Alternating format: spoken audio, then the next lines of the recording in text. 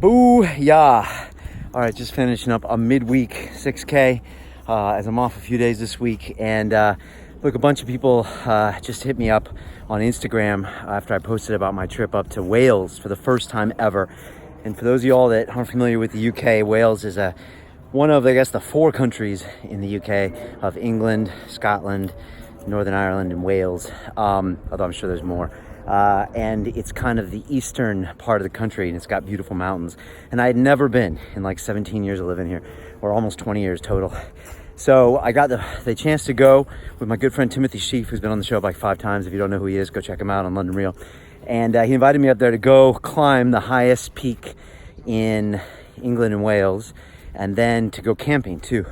So I took up on it, and it was pretty amazing. Again, you can see a bunch of pictures over at The Real Brian Rose on Instagram. I took some video as well. And, you know, Tim really didn't tell me what we were up to.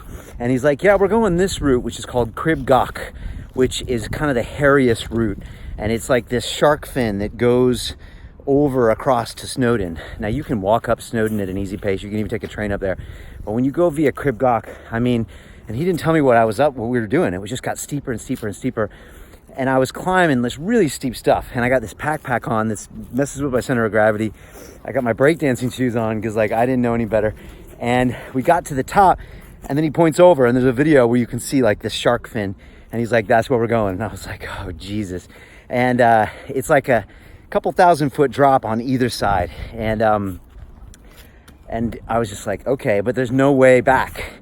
And also I didn't really want to kind of pussy out, so I was like, all right, let's do this. So we went there, but it was pretty hairy, and but it taught me a lesson, because if you just focus on the 1 meter in front of you and get your hand grips and get your foot grips and don't think about the fall, then it's not a big deal. But if you start dreaming up all of these things that could happen to you, like dying, then it is a big deal. And it was just a real good reminder of this thing, that fear governs our lives. It makes us play small, and 99.9% of our fears never are realized. And so I came up with this thought, which is this: fear is usually bluffing. That's what it is. It's usually bluffing you.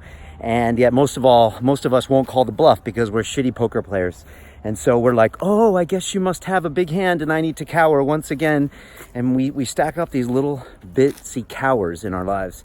And that all adds up to kind of where you're at right now, self-esteem wise, everything. And I know I've been there. I cowered a lot of times in my life, especially when I was struggling with my addictions. And every time I bought that bottle of vodka, and every time I had that 23rd beer, I was like, I was lowering my self-esteem because I had lost another battle. And if you start winning those battles and pushing through that fear and calling bullshit on that fear, because that's what it is, or as my mentor Dan Pena would say, fear is exactly that, F-E-A-R, false expectations appearing real. And most of the time it's bluffing. So if you call it and you start winning those hands in poker, you start stacking up those chips, you're pretty soon you're like a Superman. And that's the way I felt after the pictures. And you can see that big old smile on my face and Tim's face on Instagram, because, you know, we had just pushed through like 4 or 5 hours of heavy climbing, some risky stuff, some adrenaline shots, and it felt great. So yeah, just want to say big thanks to Wales. Snowdon is an amazing summit.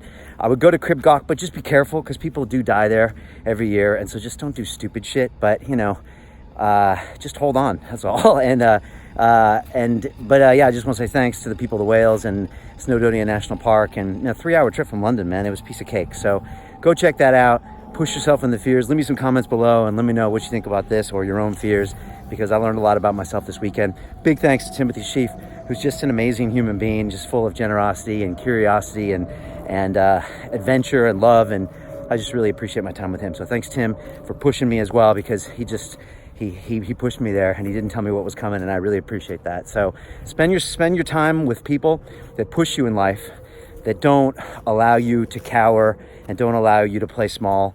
And that's why I always say, if you're going to meet your buddies in the pub, you probably got the wrong buddies. So go find someone that pushes you to be the best version of yourself. All right, that's it. Those are my post-run talks. I hope you're liking these. They're unscripted and they're filled with endorphins and all that stuff. But that's it. Peace from London.